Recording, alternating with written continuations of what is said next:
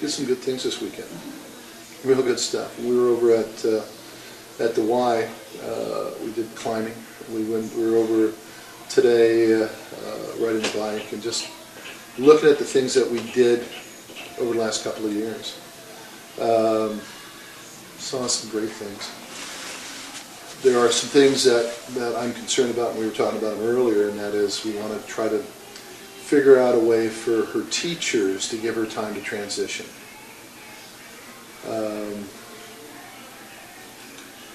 It's important for kids with autism who are inclined to be doing something to be nervous and scared and whatever they're doing, especially if you're nonverbal. So they take a lot of the cues of the environment that they're in by how we react around them. So if what you said is occurring at school, and I'll go and observe her at school, is the fact that she's throwing things or she's tantruming, is I need to know what the setting event is. The setting event is what's occurring prior, the antecedent to the behavior, and then what's the consequence. If she's stolen something and they're taking her out of the room to escape the behavior, is that the original reason that she wanted to get out of there in the first place? And so all they've done is reinforce the fact that, gosh, she had a behavior, she got what she wanted, which was to get out of the room in the first place, and they allowed that behavior to be learned. So we're going to address those type of things. And I think we continue to do the things that we did in the past, make her feel comfortable and safe. Diminish the bad behaviors by showing her constructive ways, and that's very easy to do. But she first has to feel safe, because if she doesn't feel safe, it doesn't matter. She's going to revert to the things that she learned in the past. So we'll take care of all that stuff. One of the things that I don't think I've ever talked to you about, what's it like for you? You know, we worked together. I worked with Astrid for 6 months, and I don't think I've ever sat down and said, gosh, what was it like for you? What's it like for you now? Right now, things are getting better. We've gotten her on her birth control to lower the spikes in her hormones. And that's she's 13. She's going through puberty, or she's gone through puberty.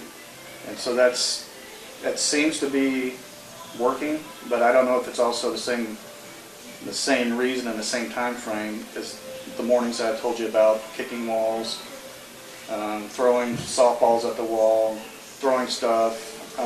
With the girl that was working with her, we tried to use music.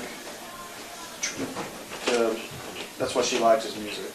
So when using the music on the phone, she hears the music and she's able to go through her transitions, singing a song. I don't know if that's, that's good stuff. I don't know if that's helped, but I know she loves music, and it's always does her behaviors come under control if she's listening to music? Yes. So it must be good. So yeah, it's come from where I was getting her up, getting her ready 10 minutes earlier than the girl was, and that started working. So the last week I backed off from doing anything, and I still haven't seen or heard the kicking walls, screaming, slamming doors. And that's, we had a problem with this last year, which was taking away her friends. Mm-hmm. As I said last year, she'll eventually outgrow that, but the more she needs them isn't for any other reason than she's dealing with the stress. As she is more stressed in her life, the more need for the most amount of her little friends. Now, yesterday she had 8 or 9 of her most favorite friends. Today she brought different friends with her, and she will spend that time. Well, yeah, it might not be the thing a normal 13-year-old does, but who cares? If it's giving her a chance to feel safe, and if she needs that close enough so that she can transition and everything, then we need to encourage that. We don't want her to have to learn that she has to shriek and lay down on the ground and fight and do all those things to get what she wants, because eventually you're going to just give it to her. Right. Okay, so if you give it to her, guess what? We've just reinforced the bad behavior, so she got what she wanted anyway, and all it means is that she's got to do it for, instead of 20 minutes, now it's 40 minutes, or 50 minutes until you finally say, I relent, as opposed to not to picking a fight that's worth picking. That fight that's a loser. Right, and on the same time, this time frame, she's beginning to try to do the household chores, washing dishes. She hasn't figured out correctly how to fold clothes, but she knows where they go. We used to have labels on the drawers, but I think kids with autism have a pretty good memory, so she knows where those... But she knows how to read. You know, Right. she can see drawer, and she can see socks, and she understands that stuff. Right, so we've taken the labels off, and she's doing that part. She knows... Any girl or any person that can work a computer the way she does. And what's really funny about that stuff also is very enlightening. The music she listens to is very uplifting. It's, gosh, Brother Bear and Friends. She'll be watching the animal station on one of the glyphs, watching a gazelle run by while she's listening to Brother Bear and the Friends song from that. It's just amazing. And again, it might seem very repetitive, and it is. Her behaviors are very, but she's doing it because it relieves the stress in her life. What we will do is we will allow her to satiate herself with that so she feels safe, and then we will slowly, they call it fading that. So that as she feels safer in her environment, we'll fade that behavior, so instead of needing 3 hours a day of that stuff, she needs 15 minutes. Right. But now she doesn't know, like most autistic kids, doesn't know what's going to happen tomorrow. That uncertainty causes her stress, so she's going to take as much as she possibly can of what she does with her. And she's going to get angry when she's going to have to go home, because she hasn't had enough of it, because she doesn't know what's going to happen tomorrow. She doesn't know if she's going to have. So she's going to use that for all things. So we satiate it. We make sure that she gets what she needs emotionally to make her feel safe, and then we fade it. We show her a different thing to do. So we used last year. We used the bike riding. Make sure her diet and nutrition was good. Baseball. Anything that was physical and made sense to her, make her feel safe and being outdoors. And so she hasn't changed. She just doesn't have the things that she once had. And those are very important to us. So we'll just put those back. And we were talking about Ethan just a little while ago. Yeah. Let's get him to the gym. Yeah, he's I don't know, they always say the girls grow faster and mature faster, but he's, he doesn't have dexterity, he doesn't have the, I don't know, eventually he'll have the ability. Hopefully, he's been eating fruits, bananas, apples, oranges. Last year, I never saw, until we started giving Astrid fruit, all she was eating is McDonald's and Burger King, and then Tuesday night Taco Tuesday. And, Yeah.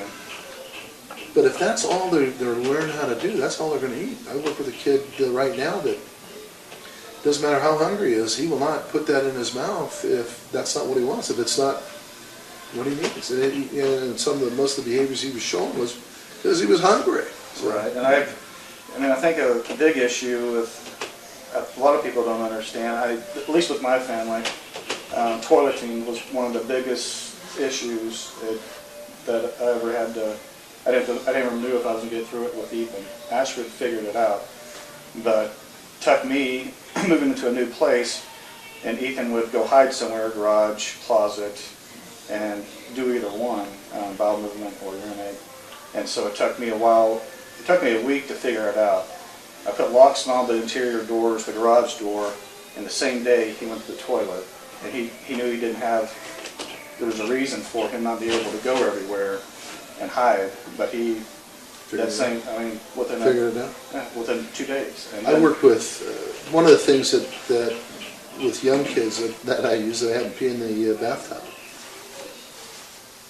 Why not? Because he's peeing all over the floor anyway, and he's trying to. You tell him to sit there and stand and do all these things, and all he wants to do is let it go.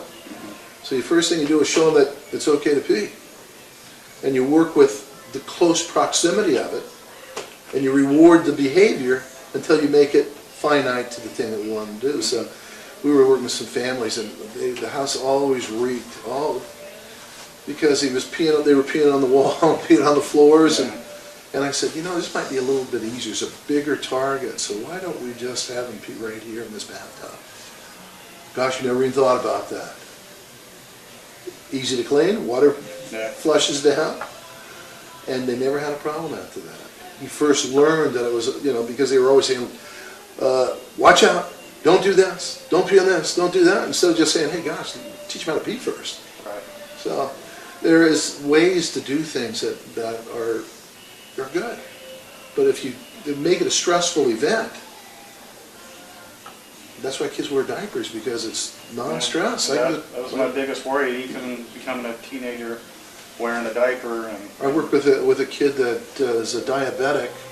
He's an Asperger kid. He's 16 years of age, and he pees his bed every night. Well, guess why he pees his bed every night? They feed him juices before he goes to bed to stabilize his blood sugars. They give him water, and then they give him a sedative so he can't stir. And gosh almighty, 10 hours later, he's got to go to the bathroom, and he's just relaxed. So the first thing next morning, he's a dirty boy. Mom starts yelling at him, and he engages them, and the guy feels bad anyway because he's peed the bed again. Mm-hmm. Well, they put him in a position to fail, and it's so apparent. And we as parents and we as professional people have to find the easy solution to give them the safety that they need.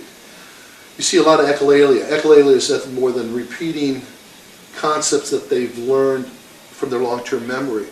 If I engage somebody and I'm expected to have a response, and my short-term memory or my short-term ability to comprehend what's being done is under stress. You've asked me something, I don't know what to say, I can't remember what to say, so I'm going to find the things that I remember in a stress-free environment, which might be Song of Pocahontas.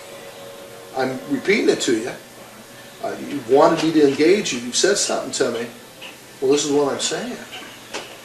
So one of the first things that happens with kids in school are they're engaged. Instead of allowing them to transition into the room or transition into whatever they're doing and allowing them to adapt to the room, the first thing is something expected. Go sit down, go do this, go do that, you need to do this. I'm talking at you, I need a response.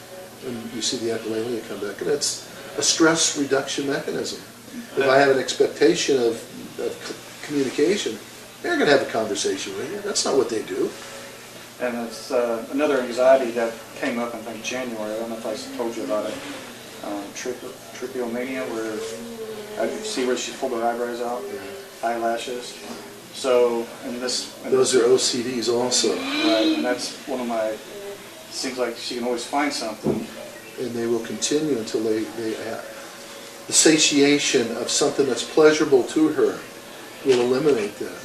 It's the uncertainty, and this is it's self-stimming behavior. It's no different than. That's what I was thinking. There's no different than flashing in front of your eyes, or rocking, or headbutting, or whatever it possibly is. It's a stimulus.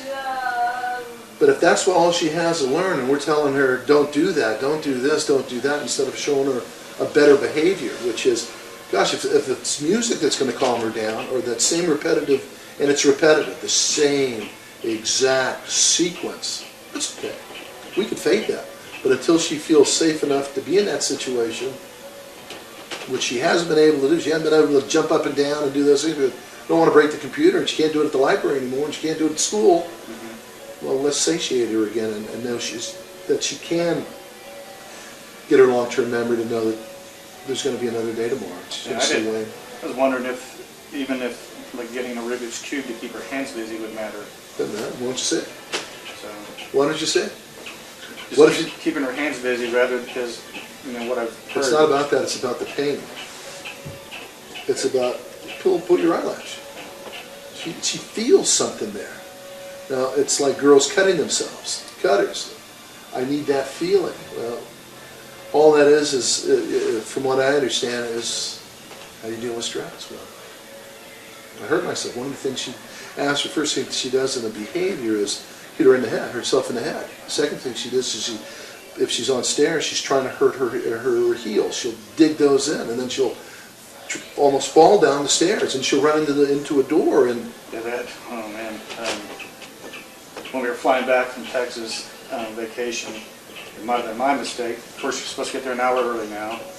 I had the wrong clock, so we got there 2 hours early. So she saw the plane right out, ready to walk out, and it wasn't our flight. And then she started running into the window, over and over and over, throwing her backpack, and people are looking at me like I'm beating my child, and that's what you usually see. And the next thing you know, Ethan starts reacting because she's upset. I wanted to pull my hair out. So you think you're alone? I know. You think you're alone? There's 3 million families out there who feel the same thing, and you have nobody to talk to about it.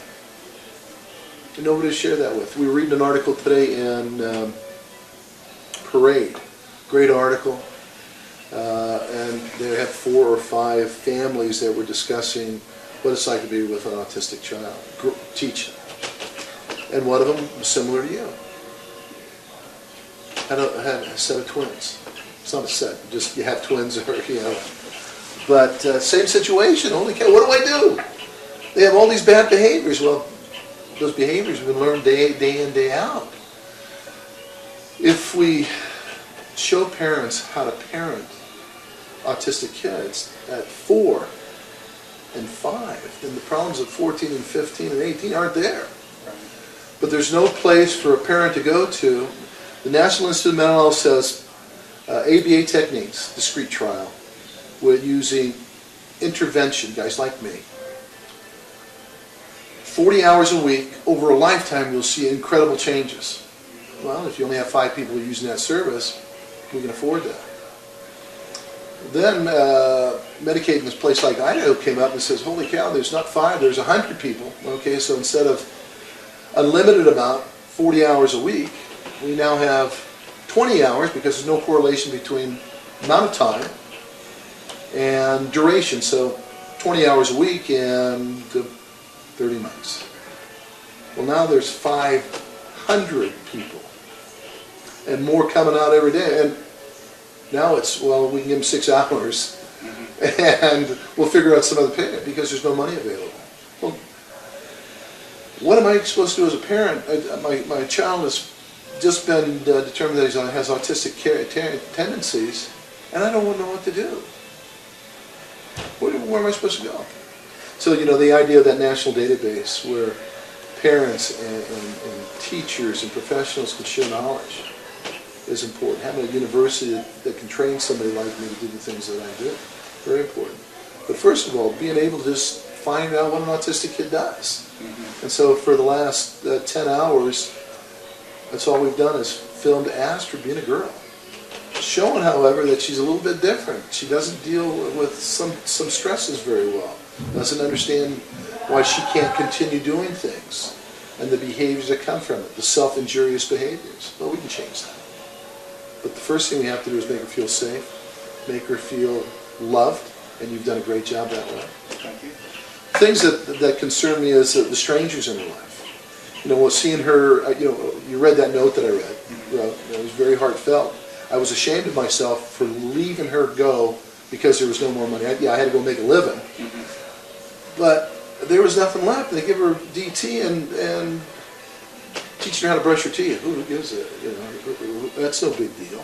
Okay, she's brushing her teeth, goes to the bathroom, does all these things. What she needed was consistency after that, and there was no money to provide it. And this girl, above all things, needs therapy. Holy cow. And it's good therapy. It's positive therapy. It's good stuff for her. And oh no, didn't qualify. So, what was it like when you guys found out that both Ethan and Astrid were? Well, that's they're born in Houston, Texas Women's Hospital, I believe. Ethan 4 pounds, 11 ounces. Astrid 4, just a little bit heavier. But Ethan stayed in. It wasn't a good situation. Well, so obviously, was it full term? No, it wasn't full term. But what was going to happen was it would be a cesarean delivery. And then Ethan got his head was trapped in the vaginal canal for over 10, 12 hours. And then they wanted to deliver him vaginal and then Astrid cesarean. And So there was trauma at birth. right, and Ethan had to stay in actually a couple of days because there's jaundice. Yeah, sure. With all that being said, it was like one day, I mean, we always noticed Ethan getting a door handle, watching the lever go back and forth. How old was he then? I guess probably 2. They were walking really early, running.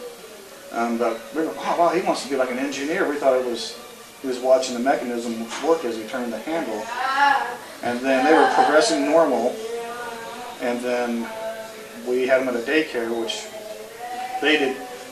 I'm going to guess they were already signs of autism because they were not doing the things the other kids were doing, and they put them in another room by themselves in a smooch area or something like that, a couple hours or whatever, no contact with other kids.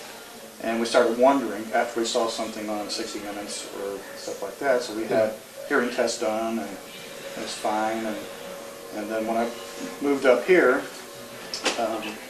moved the family up here, and the mother didn't stay, but I did get them into their, not elementary, the one before that, kindergarten. Primary, sure. And they did a